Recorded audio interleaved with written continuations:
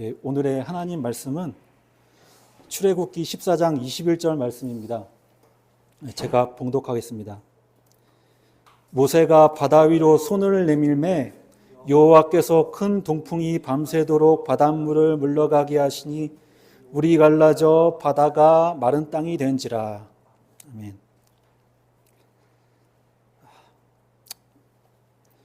오늘 예배는 하나님의 성령님의 역사하심에 대한 이란 제목으로 하나님 말씀 전하고자 합니다. 애국 군대가 코앞까지 당도하고 이스라엘 백성은 백척간두, 즉 몹시 어렵고 위태로운 지경까지 몰리게 되었는데 앞에는 홍해로 막혀 있고 뒤에는 애국 군대가 다가오고 있고 몹시 급박한 상황 하에 이르렀는데 군대와 군대가 마주쳐 싸우는 경우에는 배수의 진이라고 할 수 있는데, 즉 테러를 없애고 앞에 적과 무조건 싸워 이겨야만 살 수 있는 상황을 만드는 것을 말합니다. 그 초한지에 보면은 한신 대원수라고 있는데 유능한 장군입니다. 그 장군이 2만의 병력을 이끌고 가는데 상대편 병사들은 20만이 됐어요. 그때 당시에 그 병법으로는 뒤에 절대 강이 있어서는 안 돼요. 왜냐하면은 우리가 밀릴 때는 퇴로가 있어야 되기 때문에. 병법에 보면 36개 주력이라고 해가지고 도망가던 것도 하나의 병법이거든요. 이 도망가는 게 비겁해 보이지만은 병력을 유지해가지고 추후에 다시 도모할 수 있기 때문에. 그래서 이제 한신은 역발상으로 그런 병법이 없었는데 여기서 죽을 각오로 싸우자. 그럼 오히려 이길 수 있다. 그런 역발상으로 인해서 이게 대승리를 거두게 된 사건이거든요. 이 배수의 진이. 근데 이스라엘 백성도 지금 애국 군대가 지금 병거를 타고 이렇게 이스라엘 백성을 멸망시키려고 왔는데 진짜 그 상황이 배수의 진의 상황이어서. 근데 이스라엘 백성은 병거도 없고 무기도 없고 아무것도 없었어요. 그냥 이전까지 노예 신분으로 살던 그냥 뭐랄까 노예? 말 그대로 종이었죠, 종. 그래서 오합지졸이죠, 오합지졸. 그러나 이스라엘 백성에게는 하나님과 하나님의 종 모세가 있었어요. 그 이스라엘 백성이 애국 군대를 보고 두려워해서 여호와께 부르짖고 또 모세를 원망했습니다. 출애굽기 14장 11절에서 12절에 그들이 또 모세에게 이르되 애굽에 매장지가 없어서 당신이 우리를 이끌어내어 이 광야에서 죽게 하느냐? 어찌하여 당신이 우리를 애굽에서 이끌어내어 우리에게 이같이 하느냐? 우리가 애굽에서 당신에게 이른 말이 아니냐? 이르기를 우리를 내버려 두라. 우리가 애굽 사람을 섬길 것이라 하지 아니하였느냐? 애굽 사람을 섬기는 것이 광야에서 죽는 것보다 낫겠노라. 그러나 하나님의 종 모세는 이렇게 답했습니다. 출애굽기 14장 13절에서 14절에 모세가 백성에게 이르되 너희는 두려워 말고 가만히 서서 여호와께서 오늘 너희를 위하여 행하시는 구원을 보라. 너희가 오늘 본 애굽 사람을 영원히 다시 보지 아니하리라. 여호와께서 너희를 위하여 싸우시리니 너희는 가만히 있을지어다. 모세가 믿음으로 바다에 손을 내밀자 큰 동풍이 밤새도록 바닷물을 물러가게 하셔서 물이 갈라지자 마른 땅이 되었습니다. 여기서 동풍은 히브리어로 그 바람을 의미하는데 그 히브리어로 루하흐라고 합니다. 루하흐. 그러니까 루하흐는 다양한 의미를 가지고 있는데 전통적으로 세 부류로 크게 나눕니다. 첫째, 바람, 폭풍으로서의 루하흐. 둘째, 사람의 루하흐. 그러니까 숨 쉬는 거. 숨 쉬는 것도 이 바람이죠. 보이지 않지만. 그리고 사람의 영, 또 생명력 이런 거 나타날 때 이제 히브리어 루아흐를 쓰고요. 셋째는 하나님의 루아흐, 하나님의 영, 하나님의 생명력, 즉 야훼의 영, 하나님의 영으로 해석될 수가 있습니다. 그러니까 단어는 한 단어인데 여러 가지로 그 문맥에 맞게 해석될 수가 있다는 거죠.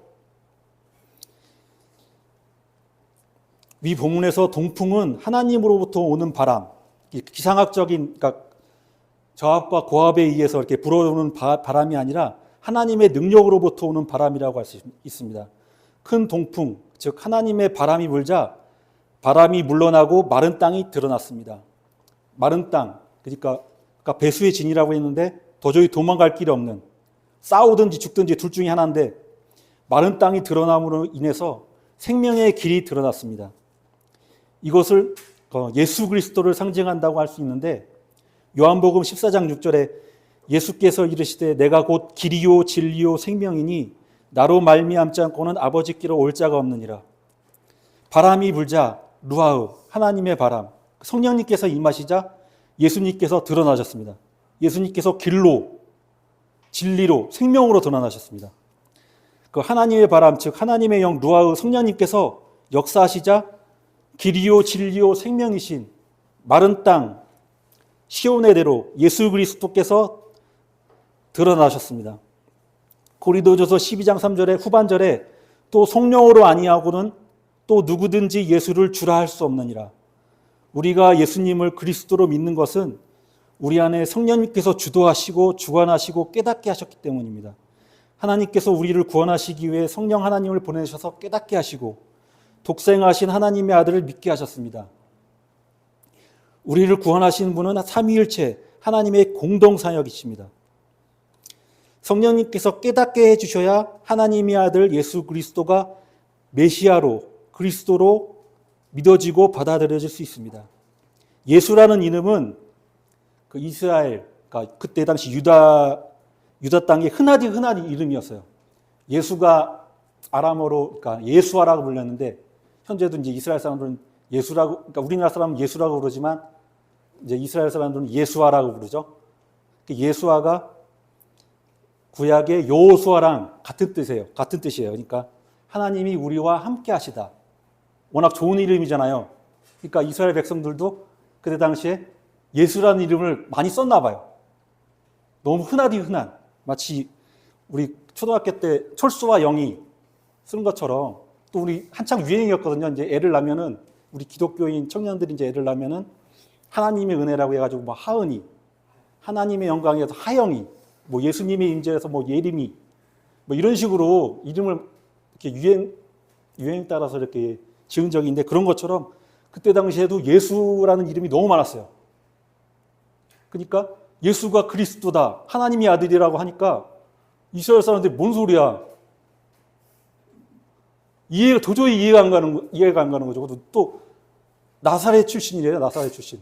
그때 당시에는 되게 좀 지역적으로 비하하는 듯한 이렇게 나사렛에서 무슨 선한 것이 나올 수 있겠느냐 하듯이 나사렛 출신이 무슨 하나님의 아들이라고 누가 믿어? 그러니까 도저히 이해할 수 없는 상황이죠. 근데 그 하나님께서 성령으로 우리를 조명하시니까 그분이 하나님과 우리 함께 하시는 예수님이구나 깨달을 수 있게 된 것입니다. 그래서 성경에 이런 말이 있는데 흔하디 흔한 돌처럼 발에 치이는 돌처럼 예수님이 취급받았어요. 천하게 취급받았죠. 한데 하나님은 그 돌을 가지고 모퉁이돌, 기초석, 그리고 머릿돌로 삼으셨어요. 그러니까 우리 집을 지을 때 뭔가 기준이 돼야 되잖아요. 측량하고. 그러면 딱 돌을 하나 세워가지고 거기서부터 이렇게 벽돌을 쌓아가는 거죠. 그런 첫 돌이 되신 거예요. 그러니까 하나님께서 예수 그리스도를 이 성전의 첫 돌이 되게 하시고 하나하나 이제 사도들, 12제자들, 또 제자 퍼져서 또 60제자들 돌을 이렇게 하나 세워서 하나님의 나라, 하나님의 성전을 이루어가는 거죠. 그러니까 우리도 이제 이런 성전의 하나의 건축 자재로서 이렇게 쓰임 받고 이제 모든 것이 완성됐을 때 이제 예수님께서 이제 재림하실 거라고 저는 믿습니다. 예. 하나님께서 예수 그리스도를 첫 번째 돌로 세우셨는데 성령님께서 깨닫게 하셔야 우리가 이러한 고백을 할 수 있습니다. 예수 그리스도는 주요 살아계신 하나님의 아들입니다. 베드로가 이렇게 고백했거든요. 예수님은 그리스도시요 살아계신 하나님의 아들이라고 했을 때 예수께서 이렇게 말씀하셨어요. 바요나 시므나 이를 내게 알게 한 것은 혈육이 아니고 하늘에 계신 내 아버지니라. 아버지께서 깨닫게 하셨다는 거죠. 그래서 성령의 조명을 받아서. 그리고 이스라엘 백성도 그렇고 우리들도 그렇고 우리의 구원을 이루는데 우리는 아무런 공로도 없어요. 아까 방금 우리 이스라엘 백성들은 모세를 원망하고 불평하기만 했지 실질적으로 하나는 한 건 없지만 물을 갈랐을 때 그냥 믿음으로 나아갔잖아요. 오직 믿음으로 구원을 받는 거지 우리의 공로는 아무것도 없습니다. 그리고 야훼께서 지키지 아니하시면 파수꾼의 깨어 있음도 허사고 야훼께서 짓지 아니하시면 집을 세우지 아니하시면 세우는 자의 수고가 헛되며, 그러니까 모든 것은 야훼 하나님께서 행하셨고 역사하셨다는 겁니다. 우리는 그걸 받아들이고 믿고 하나님을 의지해 나가야 되겠습니다. 그래, 일하시는 야훼, 그것을 만들며 성취하시는 여호와, 그 이름을 여호와가 이같이 이르노라. 너는 내게 부르짖으라. 내가 내게 응답하겠고 내가 알지 못하는 크고 은밀한 일을 내게 보이리라. 성령님을 야훼의 영, 예수의 영이라고도 불리는데 고린도전서 2장 9절에 기록된 바 하나님이 자기를 사랑하신 자를 위하여 예배하신 모든 것은 눈으로 보지 못하고 귀로 듣지 못하고 사람의 마음으로 생각지 못하였다 함과 같으니라. 오직 하나님의 성령으로 이것을 우리에게 보이셨으니 성령은 모든 것 곧 하나님의 깊은 것까지도 통달하시느니라. 사람의 일을 사람의 속에 있는 영 외에 누가 알리요. 이와 같이 하나님의 일도 하나님의 영 외에는 아무도 알지 못하느니라. 모든 성경은 하나님의 감동으로 된 것으로 하나님의 감동으로 된 것입니다. 그래서 우리는 항상 성령님을 환영하고 인정하고 모셔드리고 의지해야 되겠습니다. 그러니까 결론 맺겠습니다. 우리는 성령님을 통해서 하나님의 말씀을 이해하게 되고 조명하게 되고 또 성령님을 통해서 예수 그리스도가 하나님의 아들 메시아 그리스도라는 것을 알게 되었습니다. 그리고 성령님을 통해서 하나님의 모든 은혜와 축복을 누리게 되었습니다. 하나님을 환영하고 또 다른 보혜사, 예수님께서 말씀하신 또 다른 보혜사, 예수님과 같은데 또 다른 성령님을 환영하고 인정하고 모셔드리는 우리 한빛교회 형제 자매님 되시기를 축복합니다. 우리 같이 기도하길 원하는데 먼저